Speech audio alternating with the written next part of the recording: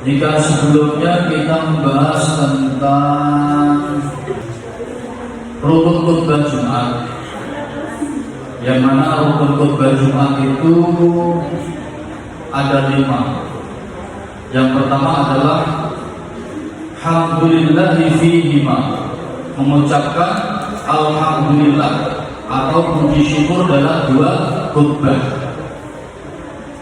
Kemudian wassalatu ala Nabi sallallahu alaihi wasallam fihima, yang kedua bersolawat kepada Nabi Muhammad sallallahu alaihi wasallam dalam 2 khutbahnya. Yang ketiga wal wasiyatu bittaqwa fihima, berwasiat ketakwaan dan kepada jamaah Jumat dalam 2 khutbahnya. Wa qira'atu ayatin minal Qur'an fi ihdahuma, dan membaca ayat Al-Qur'an dalam 1 khutbahnya. Dalam salah 1 khutbahnya. Wa du'a'u lil mu'minina wal mu'minati fil akhirati, yaitu mendoakan seluruh umat muslim pada akhir khutbah.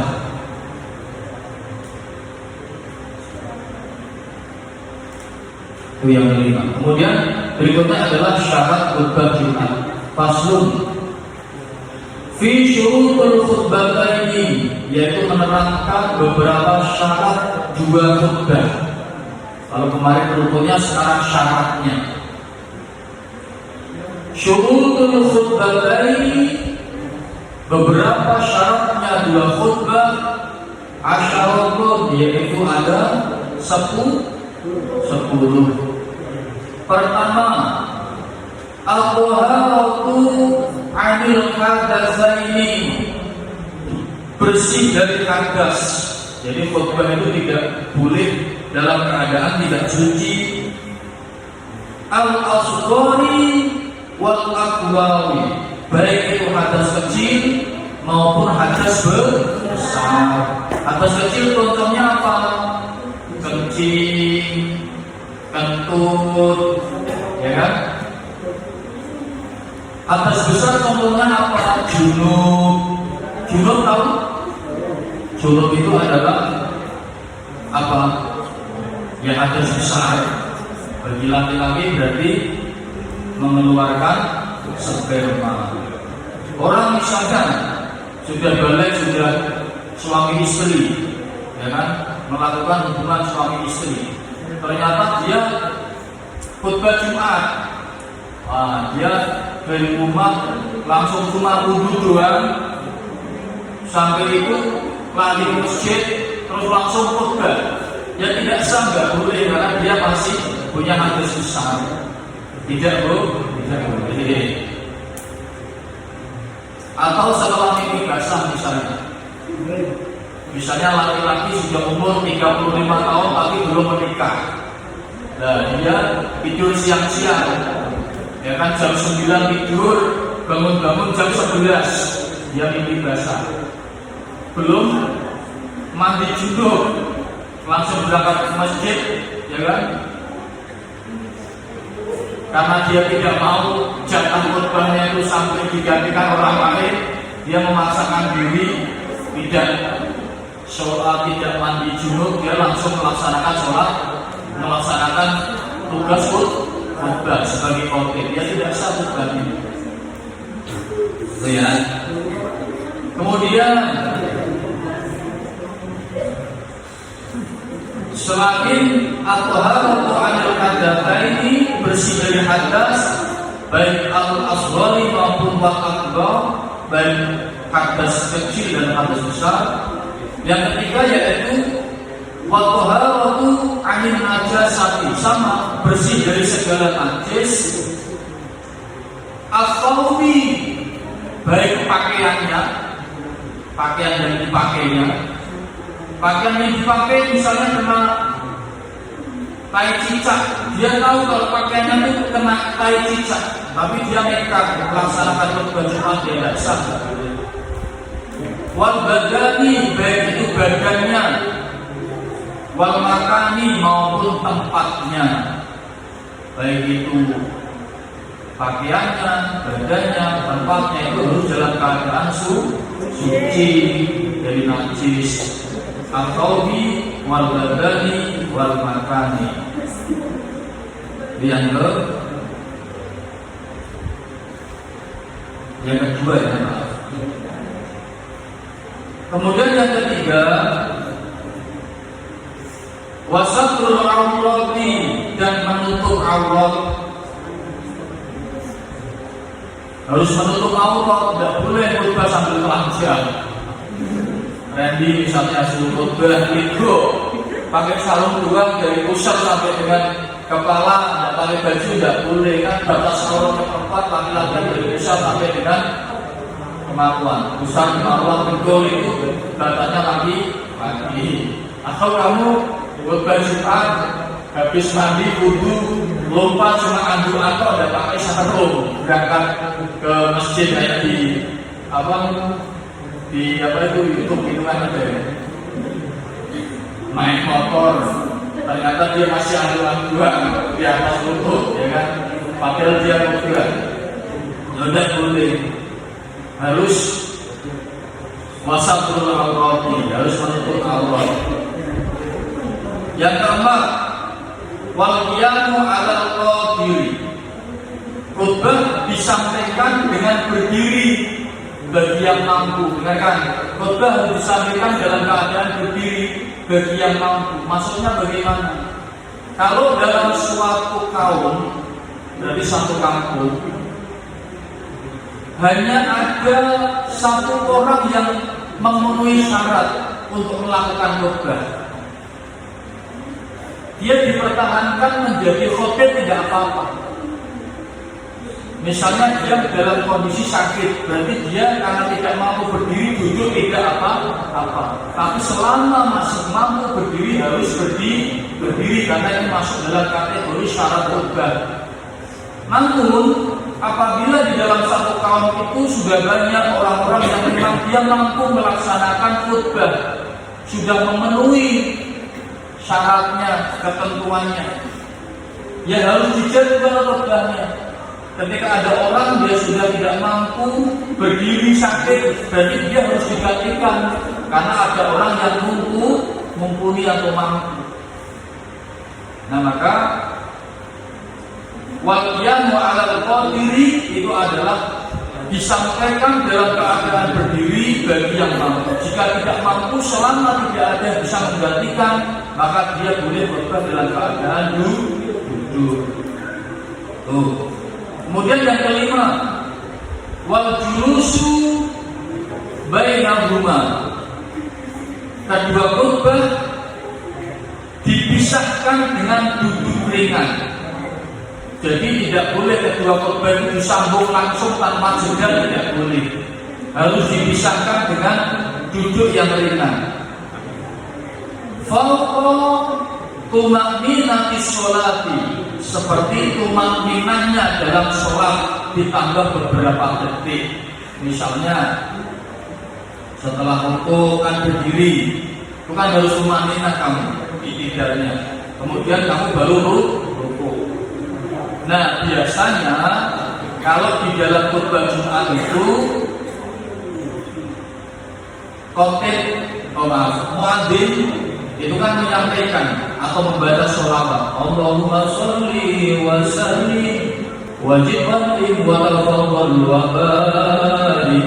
Nah itu diselingi itu, dan di situ para jamaah berdoa. Nah karena di antara dua khutbah itu termasuk waktu yang mustajab untuk berdoa. Makanya seperti itu walaupun kamu di samping-samping sana, ya kan, kalau mendengar pembacaan sholawat di antara dua khutbah itu kamu berdoa, karena itu termasuk doa yang waktu yang mustajab untuk memohon kepada Allah. Kemudian yang keenam, wa muwalatu bainahuma, kedua khutbah dilaksanakan berurutan. Jadi berurutan, tidak diselingi dengan kegiatan yang lain kecuali duduk itu nanti. Misalnya khotbah mencak-mencak tidak boleh.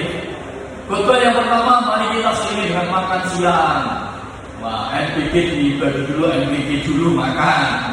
Setelah MPG baru khotbah yang kedua yang tidak boleh. Ya kan? Ini karena khotbahnya lapar sekali, mari kita selingi dengan MPG. Tidak bu, harus berurutan. Yang ketujuh, wal muwalatu bainahuma wa bainas sholati. Ya kan, antara khutbah dan sholat Jumat yang dimaksudkan adalah dilaksanakan secara berurutan.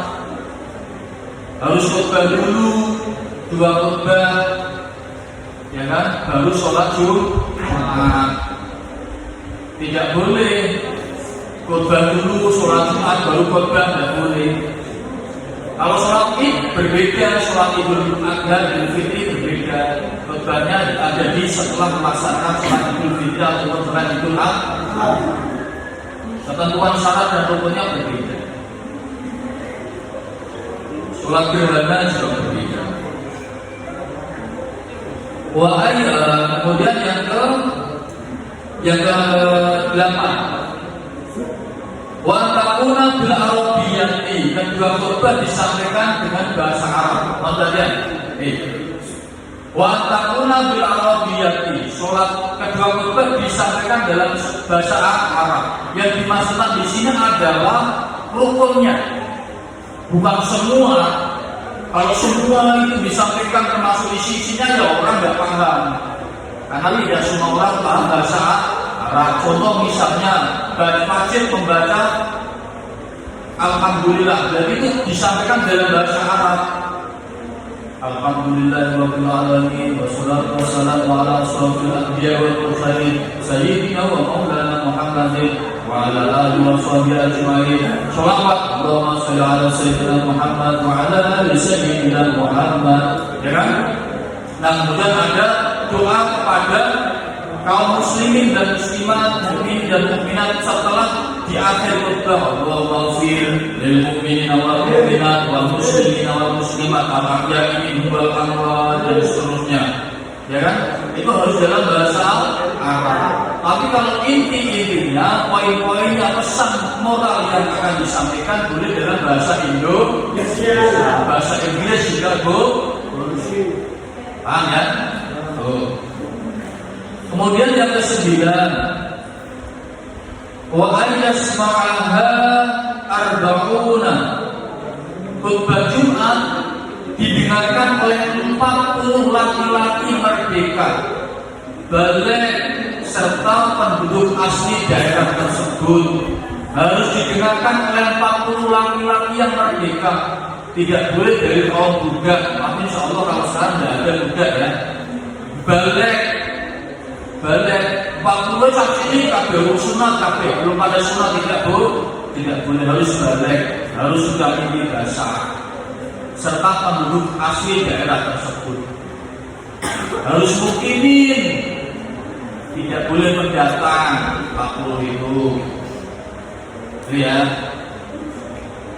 Kemudian yang ke-10 terakhir, wa antakuna kulluha fi waqti dhuhri, khutbah Jumat atau 2 khutbah Jumat dilaksanakan dalam atau pada waktu zuhur.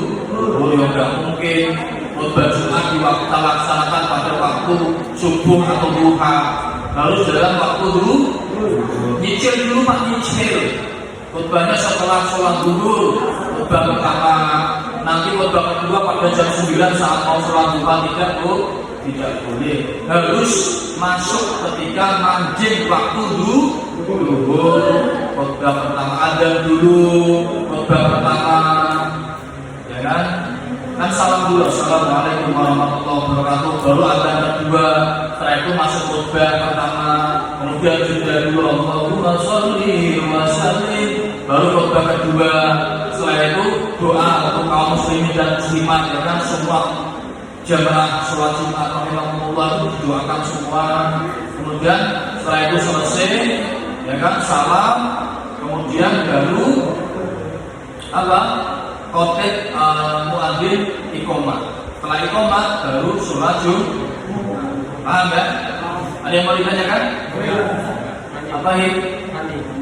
Apa ya? Kalau sholat Jumat boleh tersenyum enggak gitu? Senyumnya Randy kan manis. Sholat itu misalnya senyum, tidak apa senyum zaman ini tidak tertawa terbahak, tertawa terbahak boleh. Kamu kalau sholat itu tidak usah tertawa ya. Tapi kalau yang dulu kalau kamu senyum ya dosa, tak sengaja senyum, yang dulu berarti kamu terkena gangguan jiwa. Ya, kamu sholat atau senyum-senyum sendiri berarti kamu sudah terkena gangguan jiwa. Padahal orang kalau sudah gila itu wudhunya batal. Wudhunya aja batal apalagi sholatnya kan? Itu ya. Mari kita akhiri dengan membaca surah Al-Fatihah bersama-sama. Al-Fatihah. A'udzubillahi minasyaitonir rajim. Bismillahirrahmanirrahim. Alhamdulillahi rabbil alamin. Ar-Rahmanir Rahim. Maliki yaumiddin. Iyyaka na'budu wa iyyaka nasta'in. Ihdinas siratal mustaqim. Siratal ladzina an'amta 'alaihim ghairil maghdubi 'alaihim waladdallin. Wallahu a'lam bishawab.